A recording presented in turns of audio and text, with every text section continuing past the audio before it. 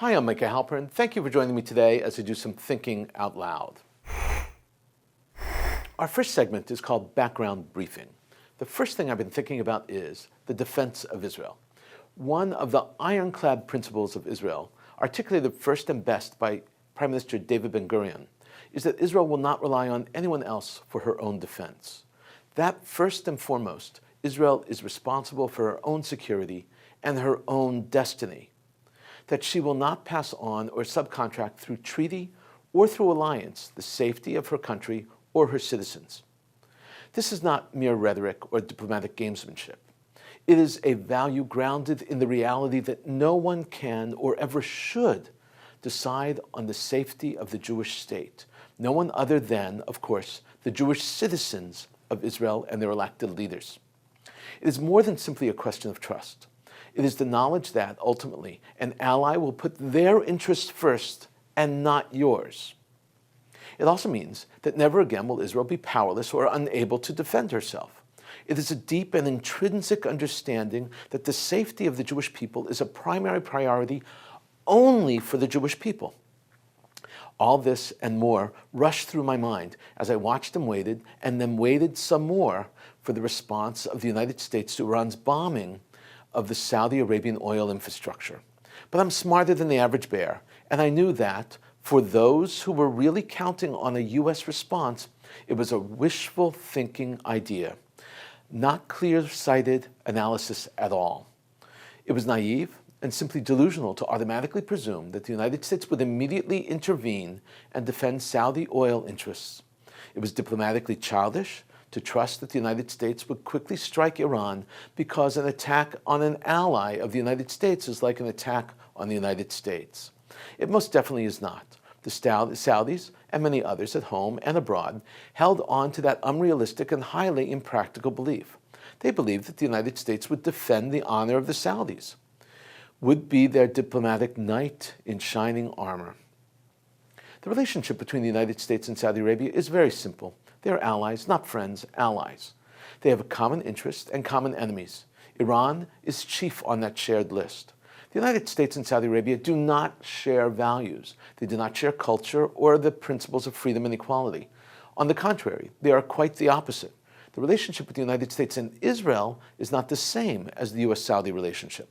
But despite the shared values and freedoms of the two countries, the United States and Israel, despite the big brother, little brother relationship, what does the behavior of the United States vis-a-vis this attack on Saudi Arabia tell us about what Israel can expect from the United States? Iran is watching closely and learning from the actions and the inaction of the United States. Do not think for a moment that Iran has not noticed that the United States has not engaged in a military response in not one but two cases of Iranian strikes against the United States or its allies.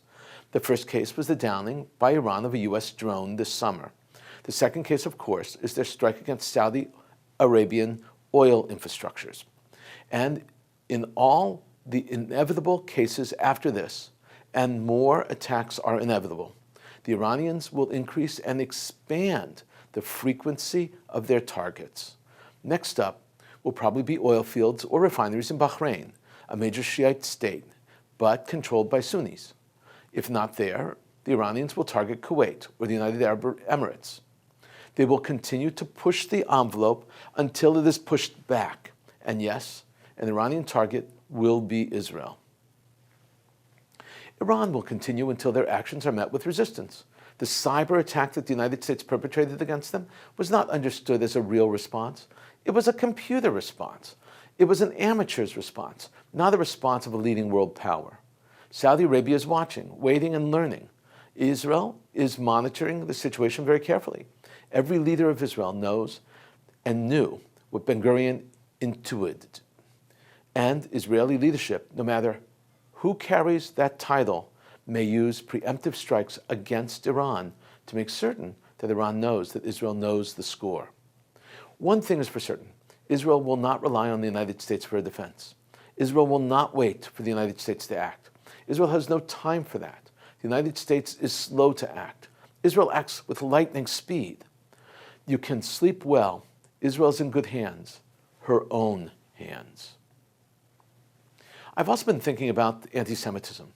Anti-Semitism is a blight on society, and it is enveloping America. Anti-Semitism has become so virulent and so acceptable in America that it has found its way onto the public stage, even in national politics, and certainly on American campuses. For years, it was the Republican Party that was known as the anti-Semitic party. It was accepted that the Republican Party was not a home for Jews. But that has changed. Today, anti-Semitism has infiltrated the Democratic Party also, and with such force and such venom that it makes the former bias of the Republican Party look like child's play.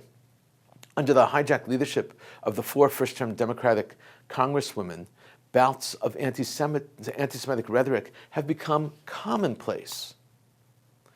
But even before their rise to power, as far back as 2012, during the Democratic National Convention, support for Jerusalem was removed from the Democratic platform and then mysteriously reappeared. Anti-Semitism, particularly under the cloak of the Boycott, Divestment, and Sanctions, or BDS, has infiltrated university campuses and colleges.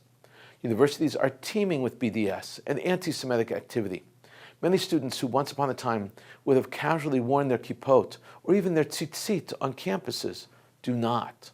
And now, for those students, when deciding upon which courses to take, the list of questions is no longer limited to interesting or not interesting, easy grader or hard grader. Now, it is just as crucial for a student to ask about the professor's political bent as it is about their educational philosophy. They ask, will the professor hold my kippah against me in class? And yet, there seems to be a synapse between anti-Semitism that's existing and spreading throughout the United States and many Jews living in the United States. Jews who refuse to see what is happening, who refuse to address the issue. Jewish America circa 2019-2020 can be divided into 2 distinct groups. There are those who care and those who don't care. Not very long ago, the groups were differentiating, the parts differentiating Jews were the affiliated and non-affiliated groups. That's a misnomer today. Affiliation is almost irrelevant. Being a Jew used to be about belonging to a synagogue or a temple, a society, to Hadassah, B'nai B'rith, Jewish war veterans. Today, fewer and fewer American Jews care about belonging to or identifying with the Jewish community in any way. The essential trait of belonging is as simple as it is crucial. It determines whether a person of their own volition is part of the Jewish world. The brutal truth is that the number of American Jews who do not care about anything at all connected to Israel or the Jewish people far outweighs those who do care. Those who do care are also divided into groups. The largest group here is the Orthodox. This group loves Israel, and by Israel I mean not only the nation state, but the people of Israel. For Orthodox Jewry in America, the Jewish people are a priority. True, some Orthodox Jews might be ambivalent about the nation state. They may qualify themselves as non-Zionist, not to be confused with the anti-Zionists. But they are still deeply connected to the Jewish state. The next smaller group in those Jews call themselves old-fashioned or whatever they are, who connect to being Jewish, and proudly so, through organizations. They pay their dues, and they're members of the conservative or reform congregations, or they connect through other organizations, even some new grassroots organizations that have emerged. This group is waning. Its business model is flawed, and it is more and more difficult for the organizations to recruit and maintain themselves. Sadly, they continue to shrink. Now it gets interesting. Most of the Jews who care, members of both groups, do it online. Amazing, but true. They follow the news and watch videos. They are ardent supporters and viewers of JBS, on air and online, let's say, for instance. They probably peruse the Jerusalem Post, the website daily or even several times daily. Websites become their lifeline to something they care about dearly. These people connect virtually, and they do it on their own.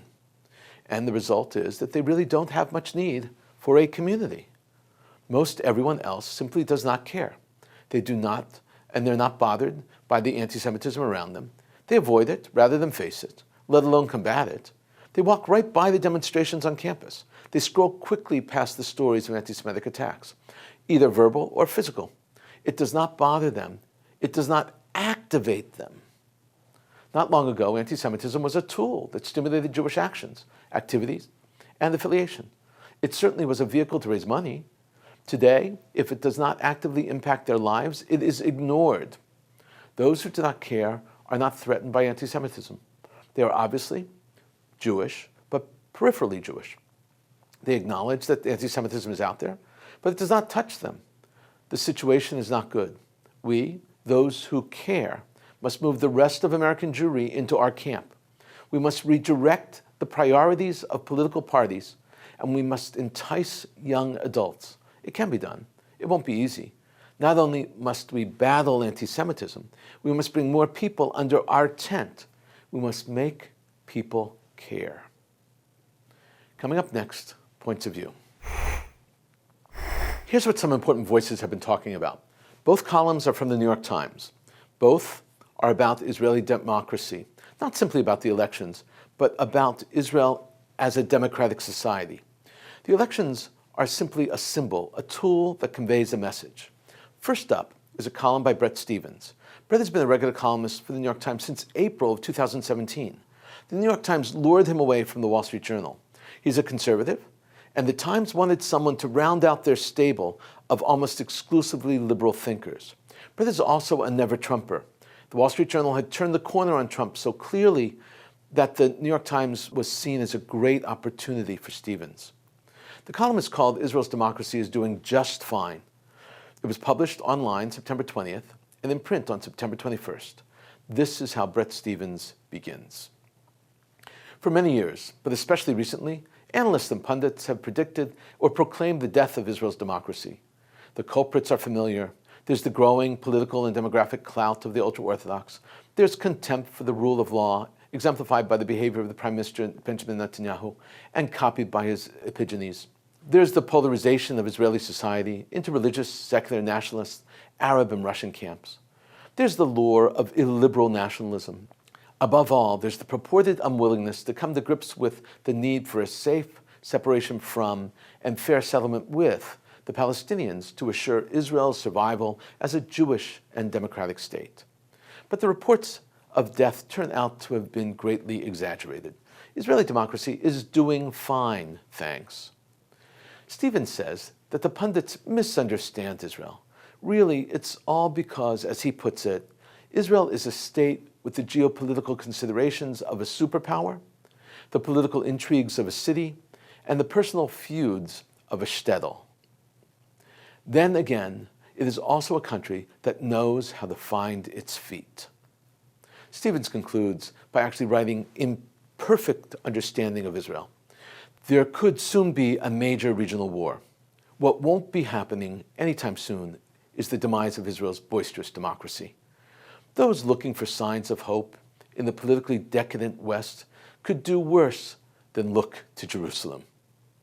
Stephens rightly embraces Israel's democracy. Why?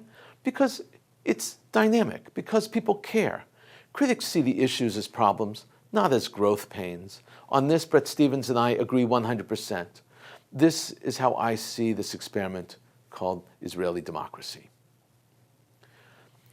Second up is a column, as I mentioned, also from the New York Times. It was published online on September 29th and in print on October 1st. It was written by Micah Goldman. Goldman is an Israeli thinker. He is extremely thoughtful. Micah is the author of Catch 67, The Left, the Right, and the Legacy of the Six-Day War. He is critical of settlements, yet he lives in one. He's very clearly a religious Zionist, and we share, actually, the very same first name. The column is entitled, Shrinking the Israeli-Palestinian Conflict.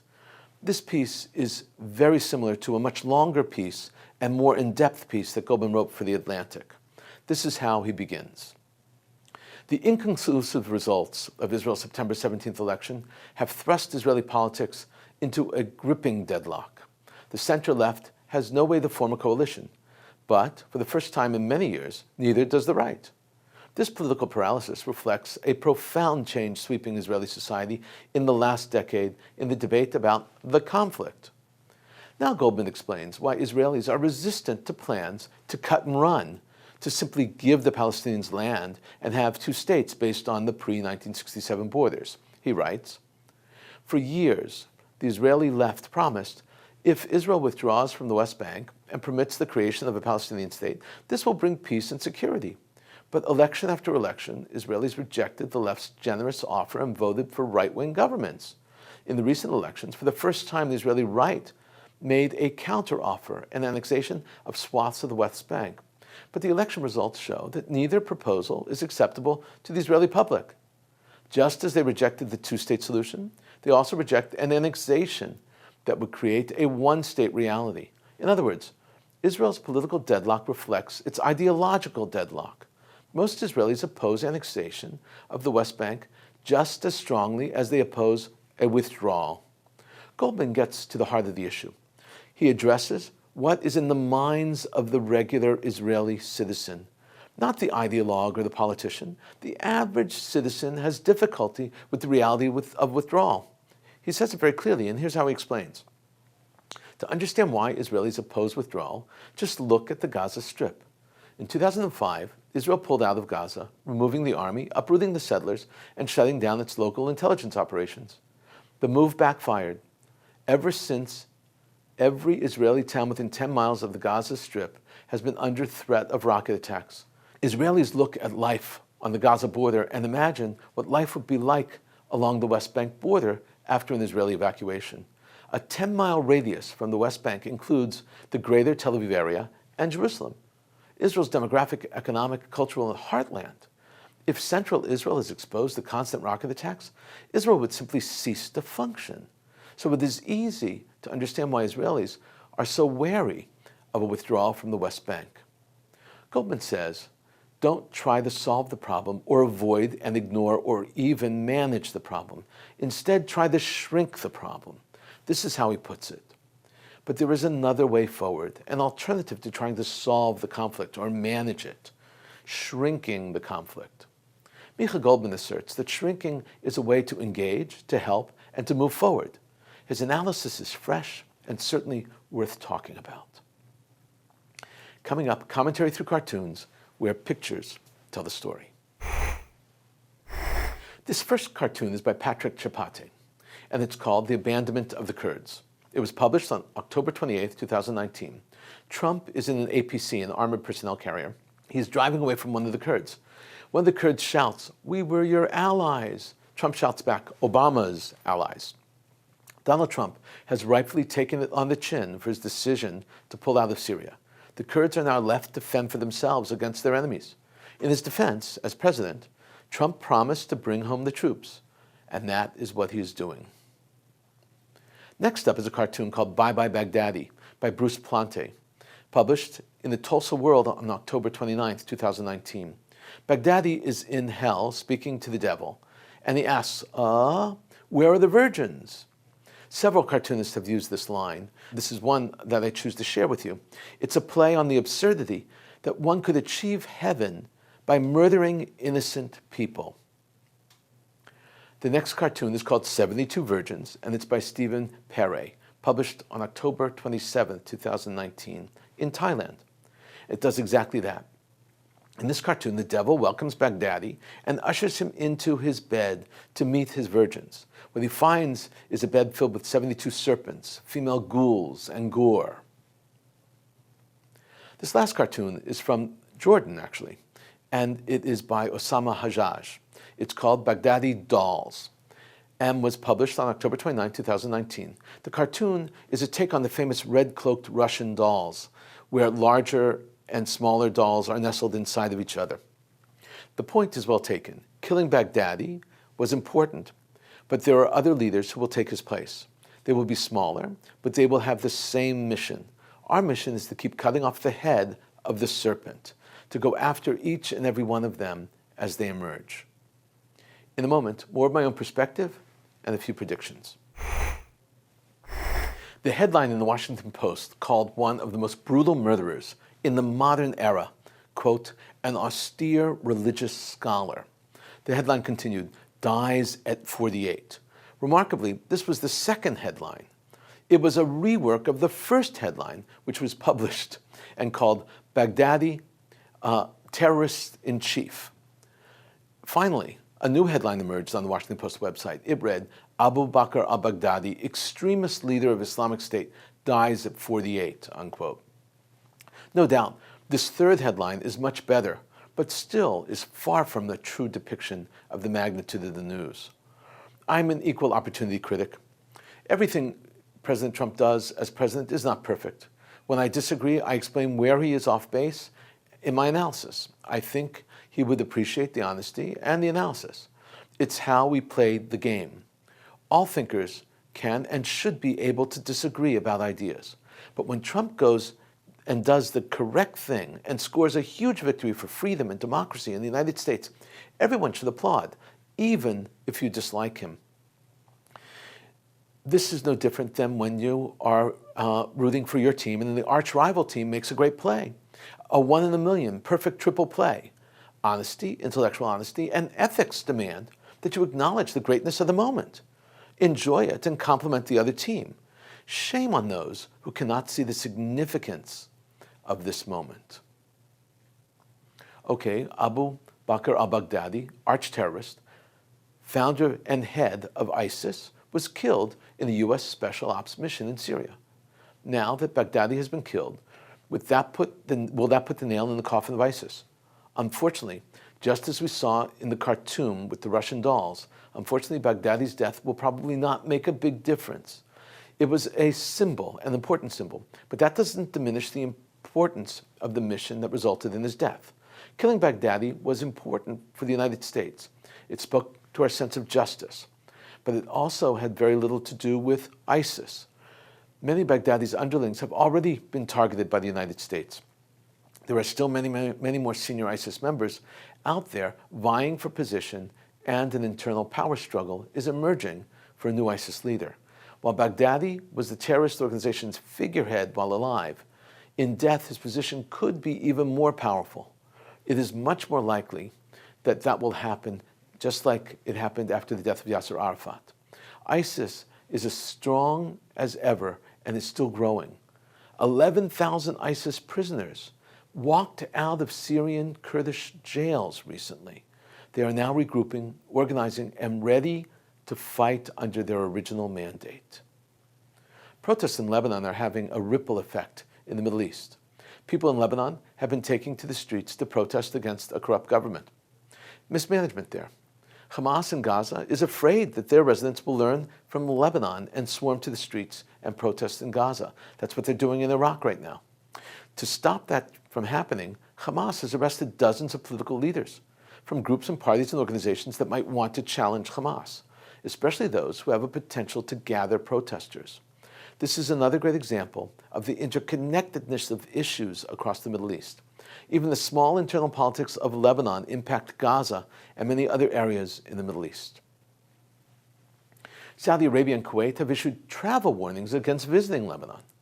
The warnings are urging those in Lebanon to stay inside or leave. Thousands of Lebanese are participating in these protests. The military has cracked down, and yet the protests continue. It is all about economic reforms and changes that people are demanding from the Lebanese government. Prime Minister Said Hariri promised reforms, but he could not deliver, and now he has resigned. Hezbollah, the powerful terror group that controls southern Lebanon, is the de facto kingmaker in the country. Until recently, Lebanon, especially the capital city of Beirut, was returning to its old cultural self, a city of cafes and international appeal with vibrant nightlife. Those protests are unique. Never before in the history of Lebanon, civil engagement was never an issue. For decades, the conflict and protests were always about Christian-Muslim, Shiite-Sunni divisions. Now protesters are demanding that the government, especially the cabinet, work together to solve the economic crisis and free up $11 billion that goes towards infrastructure. China is by far the country importing more Iranian oil than any other country in the world. The Chinese are doing so in direct opposition to the United States and President Trump's demand that they sanction Iran. The Chinese have been turning off their GPS transponders, making it impossible to know the exact location of their ships. That means the Chinese ships are not trackable when they go to Iranian ports. Then after picking up their oil load, they turn on their GPS again on the go for their way back. U.S. sanctions have been successful. Trump imposed these sanctions on Iran when they were exporting 2.5 million barrels of oil each day. Now their oil output has been cut to 400,000 barrels a day. The White House is not happy with this situation.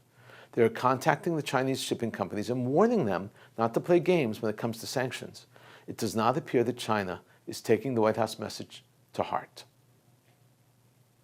Dark Matter is a cyber company headquartered in Cyprus. In reality, Dark Matter is actually a company that is run and controlled by the United Arab Emirates. What makes this interesting, and an important fact, even more interesting, is that Dark Matter is recruiting ex-Israeli intel officials and luring them with annual salaries of nearly $1 million. The Israelis were part of Shmona Matayim, or 8,200, an elite cyber command unit that is responsible for the defense of Israel, as well as creating offensive strategies to attack Israel's enemies. Dark Matter's official goal is supposed to limit their work to defense, but that is highly unlikely. They've already been accused of threatening and attacking activist journalists. Israeli leadership is concerned about this. Is Israeli know-how being used to attack innocent people? Is it helping an Arab dictatorship? There is little doubt that people act in their best interest, and $1 million is a huge incentive. A 50-year-old Palestinian man from Hebron converted to Judaism on the eve of Rosh Hashanah. His name was not made public, but we do know that on the eve of Yom Kippur, the new convert paid a visit to Hebron, his hometown. And then, as he was visiting his children, Palestinian police came and dragged him out and beat him and arrested him. He's still in prison, all because he converted to Judaism. The convert is proud of his status and proud of his lineage. His grandfather saved 26 Jews during the horrific massacre in Hebron in 1929. There is an important lesson here. Palestinians are not open to any alternative to established Islamic Palestinian lifestyle. How narrow-minded and how sad. We've been thinking out loud about a lot today. Now that you know what I've been thinking, let me know what you're thinking. Email me at micah@jbstv.org. Tweet me at Micah Halpern. Tell me what you think. Before we end, let me leave you with two piquante pieces of information. I mentioned Russian dolls. They're called babushka dolls or matryoshka dolls, aka stacking dolls, nesting dolls, Russian tea dolls. They are Russian dolls of decreasing size placed inside one another. The name matryoshka actually means little matron in Russian. I also mentioned cutting off the head of the serpent. The famed serpent came to prominence in the famous epic Greek story in the Theogony by Hesiod. According to legend, Hercules is tasked with successfully completing 12 items. His second task is to kill the Hydra, a special unique serpent. Each time the head of the serpent was cut off, 2 others sprouted, and on and on. Hercules needed to be creative to defeat the Hydra. He called on his nephew, Laolas, to assist him. When Hercules cut off the head, Laolas used a flaming torch and cauterized the spot, preventing new heads from sprouting. Thank you for thinking out loud with me, Micah Halpern. Let's think out loud again next week on JBS.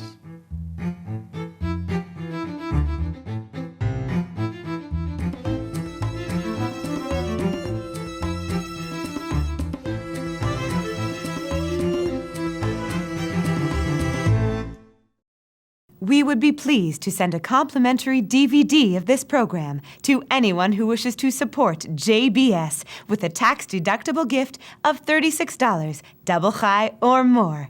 Simply visit the JBS website at jbstv.org and click on the Donate button to make a donation by PayPal or your credit card. And please indicate the program for which you would like a DVD. Or you can send your tax-deductible check to JBS, P.O. Box 180, Riverdale Station, Bronx, New York, 10471. And again, please remember to indicate which program you would like to receive with our compliments. And we thank you for your kind support.